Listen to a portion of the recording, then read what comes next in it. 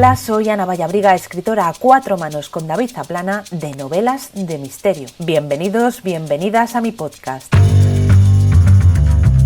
En cada programa charlaré con escritores, escritoras y con profesionales relacionados con el libro y la literatura. Espero que estas conversaciones te resulten inspiradoras, educativas o sorprendentes. Y recuerda que un mal día siempre lo puedes convertir en un día de libros.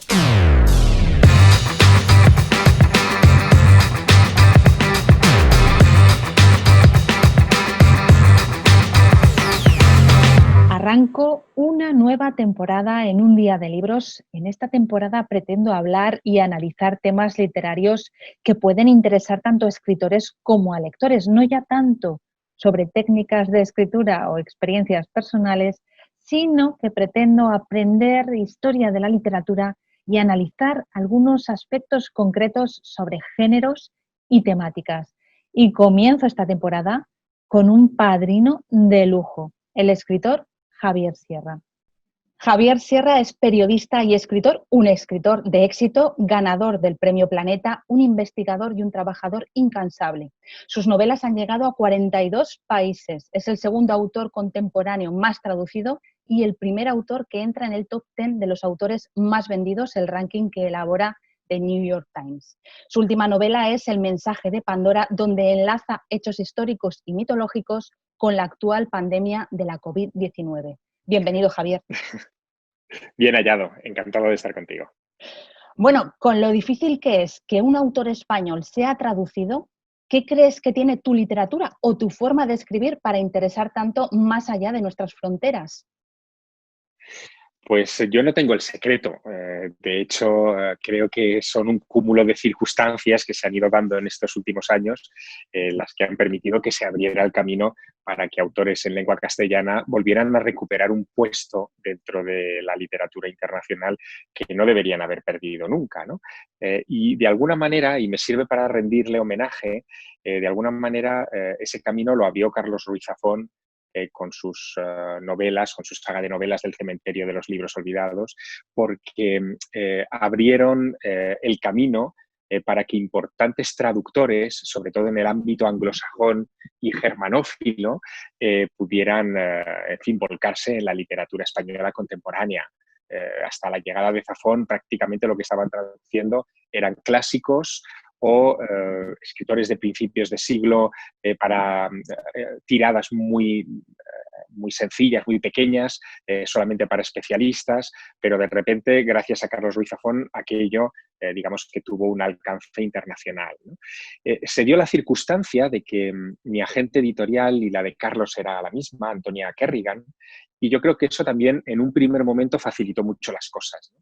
Antonia cree mucho en mi literatura, estaba muy fascinada con una de mis novelas que fue La Cena Secreta, consiguió vender los derechos en la Feria de Londres del año 2005, en plena eclosión de Dan Brown y del Código Da Vinci, consiguió un traductor de lujo para la edición en inglés de La Cena Secreta, que fue Alberto Manguel. Alberto Manguel, que, en fin, es uno de los grandes intelectuales, fue director de la Biblioteca Nacional de Argentina, pero uno de los grandes intelectuales que ha dado América en estos últimos años y que también se quedó muy gratamente sorprendido con la novela y la tradujo y la convirtió en un éxito. Y bueno, yo creo que fue ese cúmulo de circunstancias, ¿no? Y a partir de ahí, lo cierto es que esa estela ha permitido que muchos otros autores hayan encontrado su lugar internacionalmente. Estoy refiriéndome, por ejemplo, a María Dueñas o a Julia Navarro, que de repente también fueron acogidas en esas ediciones con una característica muy particular. Esas novelas no eran consideradas en su lanzamiento, por ejemplo, en los Estados Unidos, como literatura extranjera o literatura latina. Simplemente eran novelas, sin apellidos. A veces los apellidos, que los utilizamos mucho para situar géneros o historias, son contraproducentes, porque te limitan mucho y porque impiden que un lector generalista, sin apriorismos, se acerque a tu obra.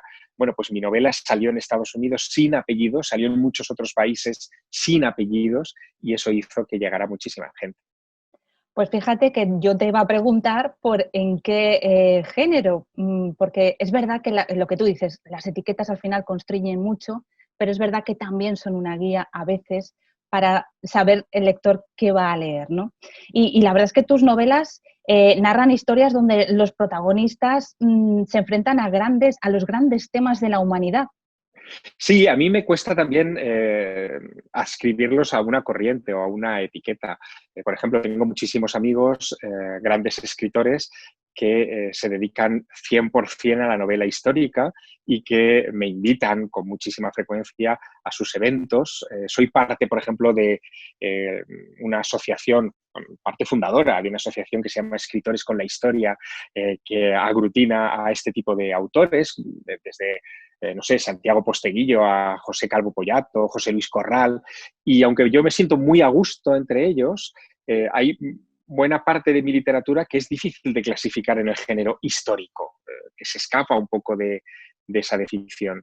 Yo siempre digo que mis novelas son novelas de quête, de búsqueda. Todas las novelas primordiales de la historia de la literatura son novelas de búsqueda. En ellas sus protagonistas se enfrentan a grandes incógnitas, a grandes problemas y tratan de encontrarles una solución. De hecho, la epopeya de Gilgamesh, que sería un poco el referente inicial de la literatura, la primera novela de la que guardamos recuerdo, es un clarísimo ejemplo. Gilgamesh trata de encontrar respuesta a por qué él se tiene que morir si los dioses son inmortales. Y buscando esa solución emprende un viaje que convierte su relato en una novela que yo mismo, tantos siglos después, en pleno siglo XXI, pues casi firmaría, ¿no? Yo reescribiría la epopeya de Gilgamesh y encajaría perfectamente en el tipo de literatura que yo hoy estoy publicando. Uh-huh. Sí, porque además en tus novelas, bueno, imagino que toda la audiencia habrá leído alguna novela de Javier Sierra, y en ellas hablas de templarios, hablas de la figura de Jesús, de los misterios egipcios. Encontramos aventura en tus novelas, pero también muchas referencias, como decías, históricas y científicas. Haces ese equilibrio, ¿no?, entre ciencia, historia, mitología. Bueno, los escenarios de mis novelas es verdad que son muy dispares, pero a la vez muy sugerentes, desde el antiguo Egipto a la conquista de Jerusalén, por ejemplo, la llegada de los templarios a la cúpula de la roca y el inicio de una peripecia que fue muy importante en la Edad Media, pero también he estado en el Camino de Santiago en alguna de mis obras, he visitado el monte Ararat, en la frontera entre Turquía, Armenia e Irán, donde se cree que está sepultada en un glaciar el Arca de Noé, el Arca de Noé bíblica, en fin, que he ido transitando y saltando de escenarios exóticos en escenarios exóticos, pero yo creo que al final lo importante es lo que anhelan los personajes, ¿no? Hay una clave en mi literatura, o que yo al menos cuando la reviso la encuentro, y es una preocupación que yo tengo desde muy pequeño, desde muy joven, por la muerte, ¿no? La muerte siempre está ahí, es como la gran barrera, el gran telón negro en el que se acaban nuestras existencias y que no somos capaces de atisbar, ¿no?, lo que hay al otro lado. Y ese asunto para mí siempre se ha convertido en un desafío. De alguna manera, incluso en la época en la que fui más periodista que escritor, en la que me dedicaba a entrevistar a muchas personas que habían investigado, por ejemplo, los misterios de la muerte, pues me tropezaba al final con el gran desasosiego de que ninguno me ofrecía una solución clara, luminosa, directa de lo que había al otro lado. Así que supongo que, cansado de recibir ese tipo de respuestas, decidí incorporar mi búsqueda a la literatura y tratar de encontrar esas soluciones a la literatura, igual que lo hizo el cronista de Gilgamesh, ¿no? Que de alguna manera hizo viajar a Gilgamesh al otro lado, al lugar donde vivían los dioses, para encontrar la respuesta de qué hay detrás de la muerte y por qué los seres humanos no podemos ser inmortales. Es decir, que encontré en la literatura una herramienta, por lo menos para ejercitar la imaginación y tratar de encontrar esas soluciones a esas grandes incógnitas que la ciencia no puede responder todavía. Claro, porque tú empezaste como periodista de investigación en la revista Más Allá, cuando su director era el doctor Jiménez del Oso. Después de todas estas investigaciones que has hecho, de pasar de ese lado más científico a este lado más de pensar qué puede ser, qué puede haber, ¿en qué crees? Pues mira, yo tengo la impresión de que después de tantos años con estas historias, la peor de las aproximaciones es la fe, ¿no? Para este tipo de asuntos, porque si te acercas, en fin, a todo este mundo creyendo, vas a dejar de lado un montón de otras explicaciones o de otras posibilidades que a lo mejor están más cerca de la verdad que la que tú has elegido como artículo de creencia, ¿no? Por lo tanto, yo ahí me aplico una frase que leí en un libro de un filósofo francés que dedicó algunas de sus obras a los platillos volantes. Es una combinación un poco rara, ¿no? Pero este hombre, que se llamaba Aimé Michel, en una obra que se titulaba El misticismo, decía que ante este tipo de misterios o de grandes cuestiones hay que estar abierto a todo, pero no creer en nada. Él lo decía porque de alguna manera intuía que vivimos en un universo que apenas hemos empezado a arañar, ¿no? Hay muchísimas cosas que se escapan al control de nuestros sentidos, a nuestra capacidad cerebral para comprenderlos. El universo es enormemente complejo y enormemente grande. Para que te hagas una idea, los esfuerzos que hacemos por contar el número de estrellas que hay solo en nuestra galaxia son ímprobos desde hace mucho tiempo. Hablamos de 400.000 millones de estrellas en nuestra Vía Láctea y hablamos de 2.000 millones de galaxias como nuestra Vía Láctea. Es decir, las cifras son tan espectaculares que terminas comprendiendo que no sabes nada, ¿no? Por lo tanto, yo prefiero mantener una actitud de aprendizaje, de sorpresa, a una actitud de creencia. No creo, ni quiero creer. Lo que quiero es saber. Ujú. Y entonces, con esta premisa, ¿cómo planteas tus novelas? ¿Te interesa un misterio concreto, un hecho histórico, un personaje, y después armas una trama, investigas para descubrir la verdad o cómo lo haces? Mira, yo creo que bebo mucho de mis primeros años, de mi primera etapa como periodista que se especializó en la investigación de misterios, ¿no?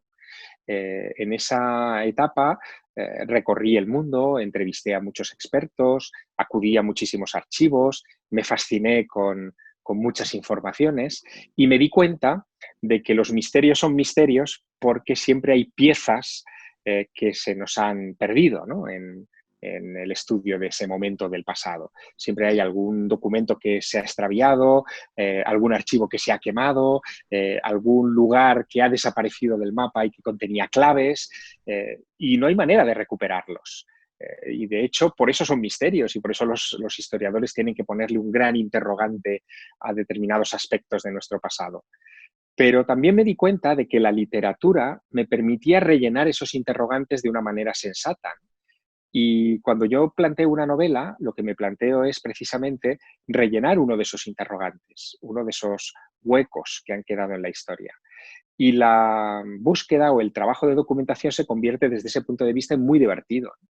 Porque empiezas a ver qué lecturas podían tener los personajes de una determinada época para que influyeran en su manera de ser, en su personalidad, qué viajes hicieron en su infancia o en su adolescencia, que pudieran haber construido una manera de entender el mundo, cómo eran sus padres. Y a partir de todas esas evidencias, de todas esas pistas, yo voy, digamos que, tejiendo un gran tapiz que va cubriendo ese agujero negro de la historia que los historiadores no saben rellenar, ¿no? Esa es la manera en la que yo he trabajado en muchas de mis novelas y que me ha resultado intelectualmente muy interesante porque no es solamente la sensación que tiene el lector de que leyendo una de mis novelas aprende y descubre otras referencias y le enseño a pensar de una determinada manera que a lo mejor no estaba en sus libros de la universidad, sino que yo mismo, antes de proponerle eso a mis lectores, he aprendido mucho. Y eso es lo que a mí me resulta más satisfactorio de este trabajo. No solamente el momento de escribir y de entregar a imprenta un texto, sino sobre todo el momento previo en el que estoy disfrutando, estableciendo conexiones y, de alguna manera, encontrándole sentido a algunos sinsentidos de la historia. Entonces, podríamos decir que el éxito de tus novelas también está en ese equilibrio entre lo que es la ficción y lo que es real y documentación. Pues no sé dónde está el éxito, la verdad. Es algo tan tan difícil de destilar. No hay una fórmula, ¿no?, que de alguna manera explique por qué mis lectores se sienten fascinados con mis novelas. Pero quiero creer que una de las claves está en que despierto la curiosidad del lector, en que ese lector que se sumerge en una de mis historias termina encontrando un montón de pistas, de referencias, de claves que incluso una vez terminada mi novela le obligan a buscar otras lecturas o a incluso programarse un viaje o a acudir a Internet en busca de ciertos documentos que pueden estar en un archivo digital y que le pueden dar un contexto mayor a lo que acaban de leer. Quiero creer que es eso, ¿no?, que de alguna manera el lector se siente cómplice de mis historias, no un mero receptor pasivo, no un lector como tenemos muchas veces en la cabeza, que simplemente busca entretenimiento en una novela, sino que de repente se siente empujado, impelido a encontrar él mismo también sentido a esos enigmas que le he planteado en mi literatura. Ujú. Hay otros autores que también se han adentrado en un tipo de literatura parecido al que haces tú, quizás con otro enfoque, obviamente, como podría ser, por ejemplo, Pérez Reverte cuando publicó, creo que en los años 90, el Club Dumas, o Ujú. Matilde Asensi en muchas de sus obras, o incluso hablabas de Dan Brown en El Código da Vinci y bueno, las que hizo después a rebufo del Código da Vinci. También en El Ocho, ¿no?, publicada a finales de los 80, fue una obra muy popular. ¿Crees que hay similitudes que podréis formar este grupo de literatura de misterio histórico y que hay un momento dulce para este tipo de género? Bueno, quizá los historiadores dentro de 50 o 60 años, cuando tengan que revisar este periodo de la novela contemporánea, se vean o se sientan tentados a agruparnos, ¿no?, a todos estos autores que tú has mencionado, y seguramente pondrían como punta de lanza a Humberto Eco y El nombre de la rosa, ¿no?, que es esa novela que se publica a principios de los 80 y que de alguna manera revoluciona por completo el universo literario porque es una intriga que no se diferenciaba mucho en principio de otras intrigas parecidas ambientadas en otras épocas, pero que aportaba un elemento cultural que sí que era novedoso, ¿no? Todas las referencias intertextuales del nombre de la rosa eran referencias cultas, eran las referencias de un filólogo que dominaba perfectamente ese ámbito del saber y nos lo transmitía, nos empapaba como lectores en esas referencias. Y yo tengo la impresión de que tanto Arturo Pérez Reverte como Matilde, como eh, Catherine Neville, en fin, como todos estos autores que tú has mencionado, de alguna manera se sintieron impresionados por ese enfoque de Humberto Eco. Yo también, obviamente, me sentí impactado por aquella novela. Pero también es cierto que dentro de ese orden hay escalas, ¿no? Y hay aproximaciones distintas. Hay autores que priman la acción sobre el rigor de la información o sobre la curiosidad intelectual. Ese sería un claro ejemplo. En fin, en Dan Brown lo veríamos clarísimamente. Y en cambio hay otros autores que tratamos de encontrar un equilibrio más justo, ¿no? Tiene que haber, evidentemente, una tensión narrativa entre los personajes, pero a mí me interesa mucho que toda la parte documental de la novela sea una documentación que respete los hechos, ¿no? Que de alguna forma sea una aportación al enigma que estoy abordando. Yo eso, por ejemplo, lo viví muy de cerca con La cena secreta. En La cena secreta yo trataba de descifrar de verdad cuál era la intención de Leonardo a la hora de pintar ese mural en Santa María delle Grazie, en el panteón de los señores de Milán de aquel tiempo, ¿no? De la familia Sforza.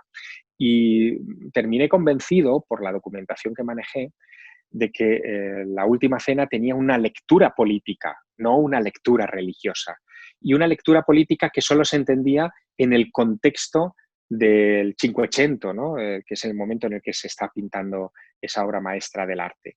Y las argumentaciones que yo incluyo en la novela apuntalan esa tesis hasta el punto de que incluso cuando años después de publicarse la novela la lee la restauradora de La Última Cena, que es Pinimbambrila, la doctora Pinimbambrila, que estuvo 20 años trabajando en La Última Cena, repasando todos los trazos del maestro y recuperando la pintura tal como la vemos hoy. Ella misma me dijo que le había impresionado de mi obra que podía mi tesis ser perfectamente plausible, que la interpretación que yo le daba y que adscribía una lectura política y también una lectura un poco más profunda, herética, en La Última Cena de Leonardo, que tenían visos de verosimilitud absolutos. Bueno, yo buscaba eso, ¿no? Es probable que Arturo Pérez Reverte no buscara eso en el Club Dumas o Catherine Neville no buscara eso en el 8, pero yo desde luego sí que lo busco y creo que eso también marca una seña de identidad de mi literatura respecto a estas otras obras, aunque participemos de un contexto que quizá esos historiadores del futuro llamarán novela de misterio histórico o quizás inventarán otra etiqueta, quién sabe, ¿no? Seguramente. De todas formas, también tu trayectoria es diferente, ¿no? Porque tú vienes de trabajar en esa revista, de hacer una labor de investigación y de divulgación muy importante, y eso también asienta tus bases. Claro, evidentemente a mí esos temas, los temas del trasfondo de mis novelas, me importan. No son excusas narrativas, no es un contexto sugerente para mis novelas, sino que yo realmente, en fin, me meto a fondo en estas cuestiones, ¿no? Fíjate, para esos lectores que, que los hay, ¿no? Que se han dedicado a buscar y a destilar muchas de estas claves en mi literatura, publiqué hace algunos años un libro con la intención de servirles casi de guía, ¿no? Ese libro se titulaba La Ruta Prohibida.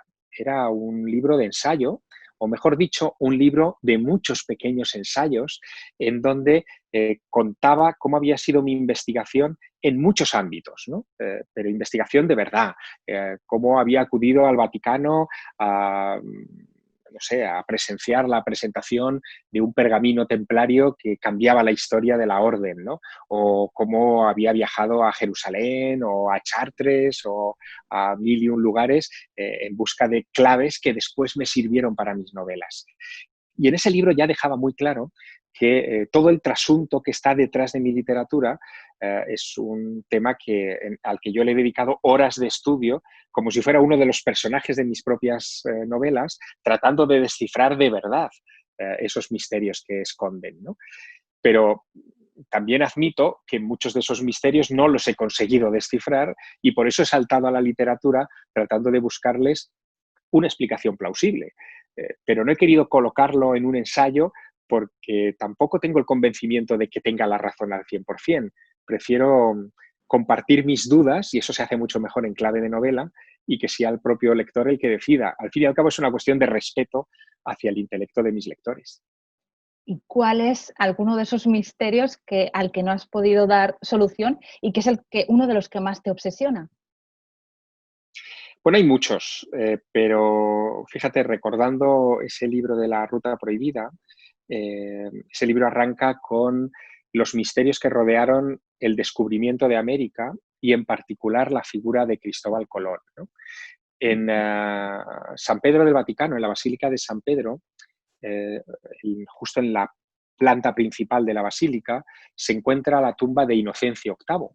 Inocencio VIII fue un papa que murió en julio de 1492, una semana antes de que Colón zarpara del puerto de Palos hacia su aventura americana.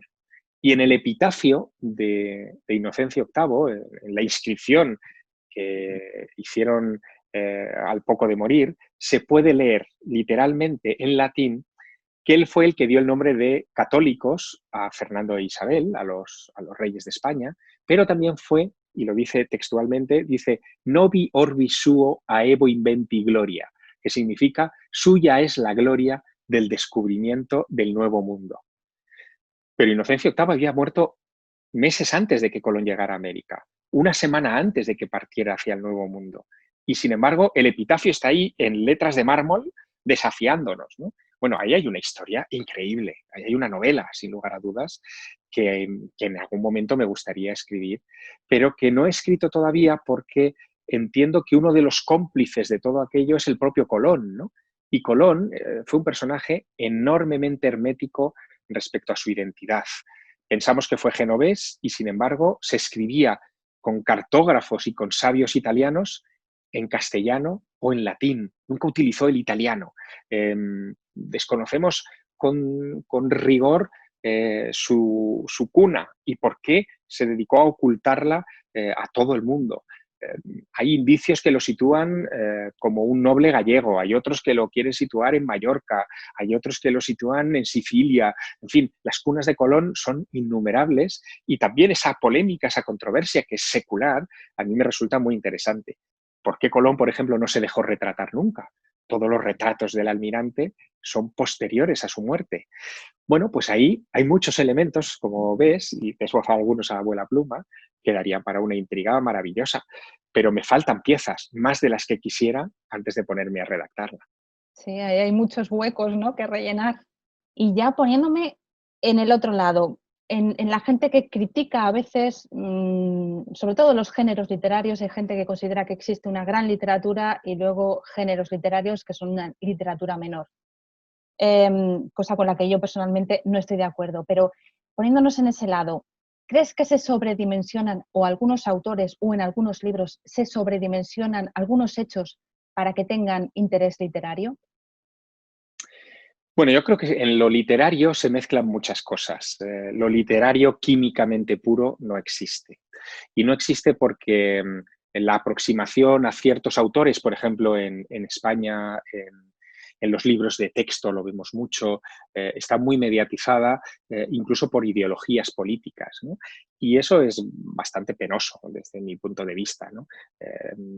Hay un sector de la crítica que juzga la literatura con una serie de conceptos a priorísticos que son tremendos, ¿no?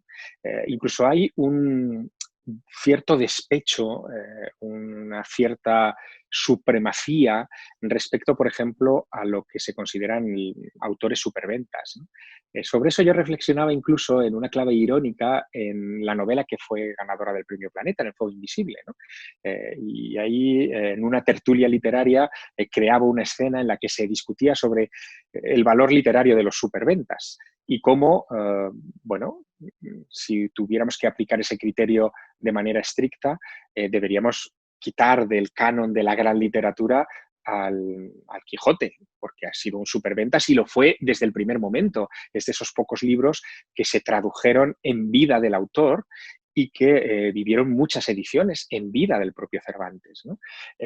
Tendríamos que quitar de ese canon libros como, por ejemplo, El cuento del Grial de Chrétien de Troyes, ¿no? Un libro del siglo XII que es la piedra angular de la literatura francesa, simplemente porque ha tenido muchísimas ediciones y ha tenido una enorme influencia popular a lo largo de los siglos, llegando incluso a impactar en creadores de óperas como el Parsifal de Wagner en pleno siglo XIX, ¿no? Por lo tanto, yo creo que ahí la crítica es un poco miope, ¿no? En ese sentido. A mí no me importa, es decir, yo desde ese punto de vista vivo un poco al margen de las críticas literarias. Para que te hagas una idea, La Cena Secreta, que es mi obra más internacional, en fin, la que está traducida a más idiomas, la que me ha dado más caché o más nombre en todo el planeta, no recibió ninguna reseña literaria de críticos en España. Porque en 2004, cuando se publicó, yo no era un autor que estuviera en el periscopio de la literatura, ¿no? Y, claro, las revistas y los suplementos literarios en periódicos pasan rápido y las hemerotecas tienden a ser un cementerio de elefantes donde se olvidan las cosas, pero si tú buscas ahí reseñas de La Cena Secreta no las vas a encontrar y va a chocar evidentemente a los historiadores del futuro que una novela como La Cena Secreta hubiera pasado desapercibida para la crítica española, que no así para el lector, que sí que desde el primer momento la acogió. Pero bueno, son cosas que pasan. Para mí no son ni siquiera cicatrices, sino anécdotas y creo que, bueno, forman parte de un discurso que casi es de tertulia entre escritores, más que discurso público o trasladable a los lectores, ¿no? Sí, son los entresijos, ¿no?, de la literatura. Te quería pedir que nos recomendaras algún libro que te haya interesado, que esté relacionado, que tú hayas leído últimamente y que esté relacionado con alguno de estos misterios que a ti te interesan tanto. Yo soy un lector muy heterogéneo, leo en fin, todo tipo de géneros. e incluso depende la época, leo más ensayos que novela, me adentro en todo tipo de publicaciones, de revistas, en fin, que en ese sentido leo tanto y tan dispar que es raro que haya cosas que se me instalen en la memoria con una luz roja que diga, cuidado, este libro es de referencia. Pero como me pides eso, precisamente, te diría que hay un libro que a mí me ha llamado mucho la atención, lo publicó hace un par de años La Esfera de los Libros y se titula Los magos de los dioses. Es un libro de un autor escocés que yo conocí personalmente, que se llama Graham Hancock, y donde habla de los orígenes de la civilización. Pero lo hace sobre todo fijándose en unas ruinas que a mí me fascinan, ¿no? Es un recinto arqueológico descubierto en los años 90 en la frontera entre Turquía y Siria, cerca de la antigua Ur de Caldea, la ciudad de Abraham. Ese lugar se llama Göbekli Tepe y lo menciono incluso en mi última novela, ¿no? en El mensaje de Pandora. Es un conjunto megalítico que sabemos que se levantó hace 10.000 años, en el mismo momento en el que empezamos a domesticar animales y también a cultivar trigo, ¿no? a inventar la agricultura. Es, por lo tanto, probablemente el primer templo de la humanidad.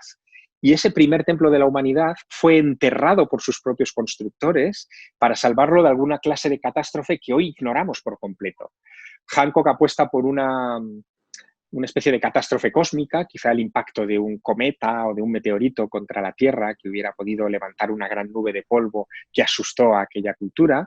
Hoy incluso hay quienes piensan que fue una pandemia, algún tipo de enfermedad hipercontagiosa que hizo que aquel pueblo decidiera enterrar sus monumentos para volver a ellos cuando pasara el desastre y nunca volvieron. En fin, es un misterio, ¿no? Pero la manera en la que está contado, la manera en la que Hancock enlaza los indicios, los artículos científicos, las controversias a ese respecto y la información pura y dura dentro de un ensayo, me pareció soberbia, me pareció magnífica, porque se lee casi como un libro de aventuras. Y ese tipo de libros que hibridan, que te cuentan como si fuera una novela algo que es real, o que te encuentran al contrario, ¿no? Algo que es una novela, que es una ficción en clave de ensayo, engañándote o llevándote a la duda, son libros que a mí particularmente me causan bastante impacto. Así que yo os recomendaría, o te recomendaría, este título que es Los magos de los dioses. Bueno, tomamos nota, lo pondré en las notas del podcast. ¿Y dónde pueden encontrarte tus seguidores en redes sociales? Bueno, es fácil encontrarme. Digamos, el vector para orientarse más fácil es mi propia página web, que es javiersierra.com, y ahí tienen todas las indicaciones para llegar a mis redes. Pero estoy en Twitter con @javier_sierra. Estoy en Instagram como javiersierra.com, todo seguido, javiersierra.com.